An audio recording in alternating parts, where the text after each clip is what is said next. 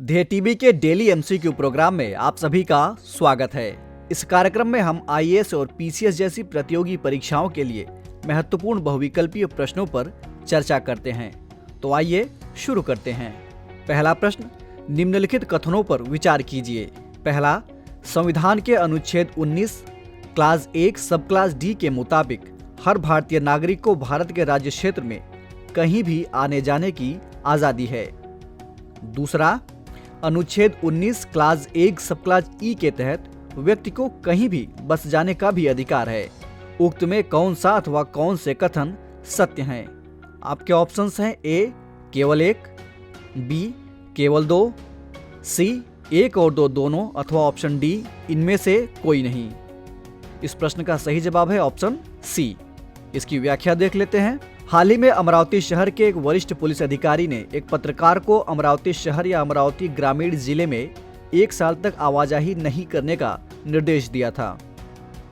Police अधिकारी ने यह आदेश महाराष्ट्र पुलिस अधिनियम 1951 की धारा 56 क्लास 1 सब क्लास ए और बी के तहत जारी किया था। यह मामला सुप्रीम कोर्ट पहुंच गया और इसकी सुनवाई करते हुए सुप्रीम कोर्ट ने कहा कि सभी नागरिक को देश में कहीं भी रहने या स्वतंत्र रूप से घूमने के मौलिक अधिकार से वंचित नहीं किया जा सकता। बता दें कि संविधान के अनुच्छेद 19 क्लास 1 सब क्लास डी के मुताबिक हर भारतीय नागरिक को भारत के राज्य क्षेत्र में कहीं भी आने जाने की आज़ादी है। इसके अलावा अनुच्छेद 19 1 सब क्लास ई के तहत भारतीय नागरिक को कहीं भी बस जाने का भी अधिकार है।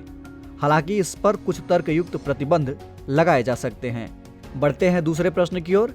भारतीय ऐतिहासिक अनुसंधान परिषद यानी ICHR के संबंध में निम्नलिखित में कौन सा विकल्प असत्य है?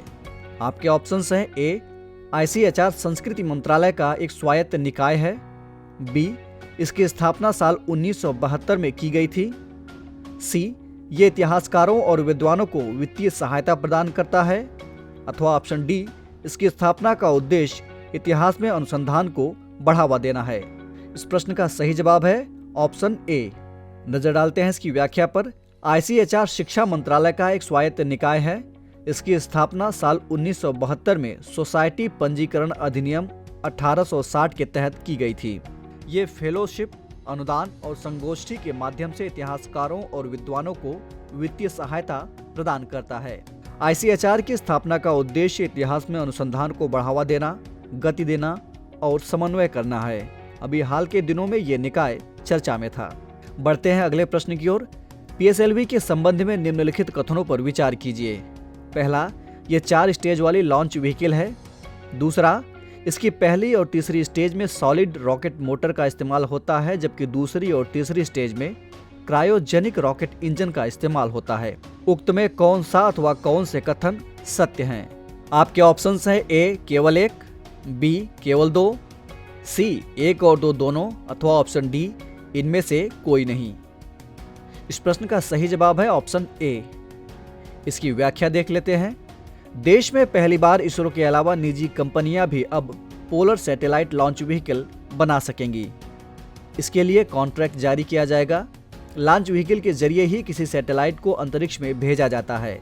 भारत के पास 2 प्रकार के लॉन्च व्हीकल हैं। पहला पोलर सैटेलाइट लॉन्च व्हीकल यानी PSLV और दूसरा जियो सिंक्रोनस सैटेलाइट लॉन्च व्हीकल यानी GSLV। दोनों को भारतीय अंतरिक्ष अनुसंधान संगठन यानी इसरो ने तैयार किया है। PSLV 4 स्टेज वाली लॉन्च व्हीकल है। इसकी पहली और तीसरी स्टेज में सॉलिड रॉकेट मोटर का इस्तेमाल होता है, जबकि दूसरी और तीसरी स्टेज में लिक्विड रॉकेट इंजन का इस्तेमाल होता है। इसमें स्ट्रैप ऑन मोटर्स यानी बूस्टर भी लगा होता है, जो धक्के की क्षमता को बढ़ाता है। इससे रॉकेट को ऊंचाई तक ले जाने में मदद मिलती है। भारत ने PSLV के जरिए चंद्रयान प्रथम, मंगल मिशन और IRNSS जैसे कई ऐतिहासिक मिशनों को लॉन्च किया है। बढ़ते हैं चौथे प्रश्न की ओर। अभी हाल ही में दिमासा नेशनल लिबरेशन आर्मी समाचार पत्रों की सुर्खियों में था। ये क्या है?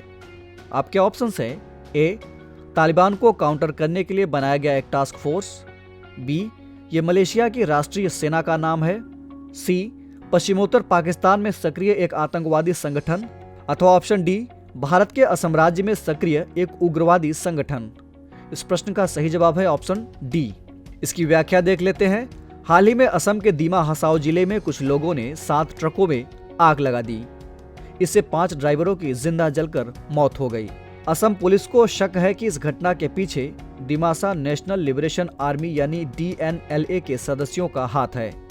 बता दें कि दिमासा नेशनल लिबरेशन आर्मी की स्थापना उग्रवादियों ने साल 2019 में की थी। यह संगठन दिमासा आदिवासियों के लिए एक स्वतंत्र देश चाहता है। इसके प्रमुख का नाम नाइसो दाओ दिमासा और सचिव का नाम खिरमान दाओ दिमासा है।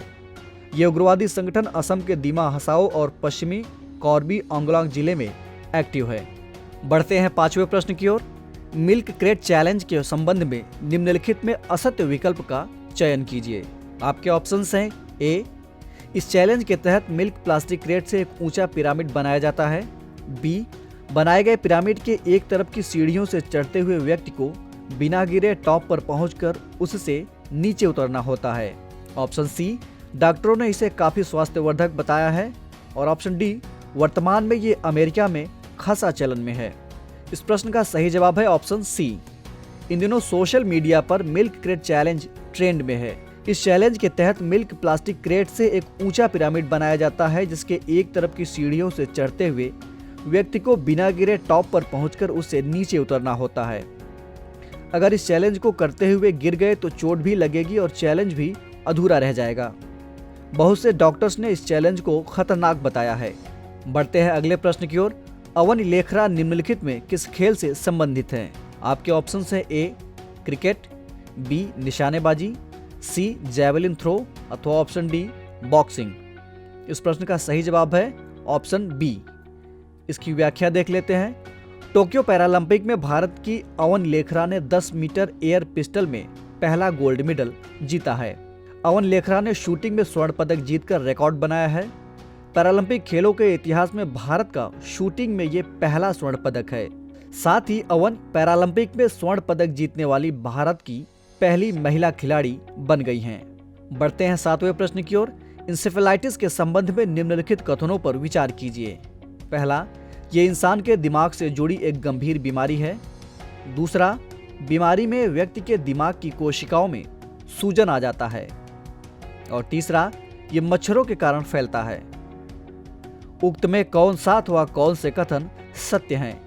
आपके ऑप्शंस हैं ए, केवल 1 और 2, बी, केवल 2 और 3, सी, केवल 1 और 3 अथवा ऑप्शन डी, 1, 2 और 3।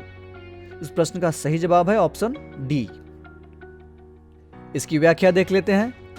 हाल ही में पूर्वांचल में गोरखपुर बस्ती मंडलों के 7 जिलों के अलावा बिहार और नेपाल के तराई इलाकों में इंसेफेलाइटिस के काफी मामले देखे गए हैं। दरअसल इन इलाकों में मानसून के बाद जल जमाव और अन्य वजहों से मच्छरों के पनपने के कारण बड़ी संख्या में इंसेफेलाइटिस की बीमारी बच्चों को अपने चपेट में ले रही है। आमतौर पर इसे दिमागी बुखार भी कहा जाता है, क्योंकि ये इंसान के दिमाग से जुड़ी एक गंभीर बीमारी है। आपको बता दें कि दिमाग में लाखों कोशिकाएं और तंत्रिकाएं होती हैं, जिसकी वजह से शरीर के सभी अंग बेहतर तरीके से काम करते हैं। लेकिन जब इन कोशिकाओं में सूजन आ जाती है तो इस हालत को एक्यूट इंसेफेलाइटिस सिंड्रोम कहा जाता है। ये एक संक्रामक बीमारी है। इस बीमारी के वायरस शरीर में पहुंचते ही खून में शामिल होकर अपना प्रजनन शुरू कर देते हैं। शरीर में इस वायरस की तादाद बढ़ने पर यह खून के साथ मिलकर व्यक्ति के दिमाग तक पहुंच जाते हैं। दिमाग में पहुंचने पर यह वायरस कोशिकाओं में सूजन पैदा कर देते हैं, जिसकी वजह से शरीर का सेंट्रल नर्वस सिस्टम खराब हो जाता है। बढ़ते हैं 8वें प्रश्न की ओर। नवरोज क्या है? आपके ऑप्शंस हैं ए, ईरान के लोग नवरात्रि के त्यौहार को ही नवरोज कहते हैं। बी, पारसी नववर्ष। सी, मालदीव में स्थित 9 द्वीपों को मिलाकर नवरोज कहा जाता है। अथवा ऑप्शन डी, असम में पाया जाने वाला 9 पैरों वाला एक जीव। इस प्रश्न का सही जवाब है ऑप्शन बी। इसकी व्याख्या देख लेते हैं। बीते 16 अगस्त को देश में पारसी नववर्ष का त्यौहार यानी नवरोज मनाया गया। बता दें कि नवरोज का त्यौहार पारसी समुदाय के लिए आस्था का प्रतीक है। नवरोज 2 पारसी शब्दों नव और रोज से मिलकर बना है, जिसका मतलब होता है नया दिन। इसी नवरोज के साथ ईरानी कैलेंडर और पारसी समुदाय के नए साल की शुरुआत होती है। बढ़ते हैं 9वें प्रश्न की ओर। चक्रवाती तूफान आइडा से निम्नलिखित में कौन सा देश प्रभावित है? आपके ऑप्शन है ए, रूस, बी, यूनाइटेड किंगडम, सी, संयुक्त राज्य अमेरिका अथवा ऑप्शन डी, अफगानिस्तान। इस प्रश्न का सही जवाब है ऑप्शन सी। इसकी व्याख्या देख लेते हैं।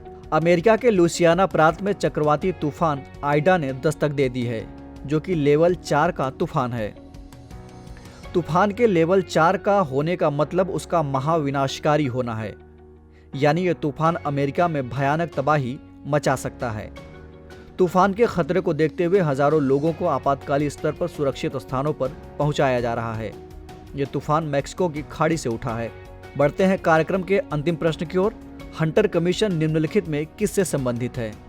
आपके ऑप्शंस है ए केंद्र राज्य संबंध, बी जलियांवाला बाग हत्याकांड, सी बैंकों की स्वायत्तता से संबंधित, अथवा ऑप्शन डी उपर्युक्त में से कोई नहीं। इस प्रश्न का सही जवाब है ऑप्शन बी। इसकी व्याख्या देख लेते हैं। पंजाब के अमृतसर के जलियांवाला बाग में शहीद हुए लोगों की याद में जलियांवाला बाग शहीद स्मारक का नए रूप में निर्माण किया गया है। हाल ही में प्रधानमंत्री मोदी ने इस स्मारक का उद्घाटन किया। दरअसल पंजाब के दो नेताओं डॉक्टर सैफुद्दीन किचलू और डॉक्टर सत्यपाल की गिरफ्तारी के खिलाफ 13 अप्रैल 1919 को जलियांवाला बाग में करीब 20,000 लोग एकत्र हुए थे। भीड़ को रोकने के मकसद से जनरल डायर ने बाग में मौजूद भीड़ को बिना कोई चेतावनी दिए गोली चलाने का आदेश दे दिया। इस घटना में लगभग 1,000 लोग मारे गए, जिसमें जवान, महिलाएं, बूढ़े और बच्चे सभी शामिल थे। इसके अलावा जलियांबाग हत्याकांड को लेकर सरकार ने पूरे मामले की लीपापोती भी शुरू कर दी। जांच के लिए साल 1919 में ब्रिटिश सरकार द्वारा विलियम हंटर की अध्यक्षता में एक कमेटी का गठन किया गया। हंटर कमेटी ने 8 मार्च 1920 को अपनी रिपोर्ट सार्वजनिक की और इसमें मौत की संख्या मात्र 379 बताया था। तो ये था आज का डेली एमसीक्यू कार्यक्रम। आपको ये कार्यक्रम कैसा लगा कमेंट करके हमें ज़रूर बताइएगा। साथ ही हमें ये भी बताइएगा कि आपके 10 में से कितने प्रश्न सही हुए। हम फिर मिलेंगे एक नए कार्यक्रम के साथ। तब तक के लिए इजाज़त दीजिए। नमस्कार।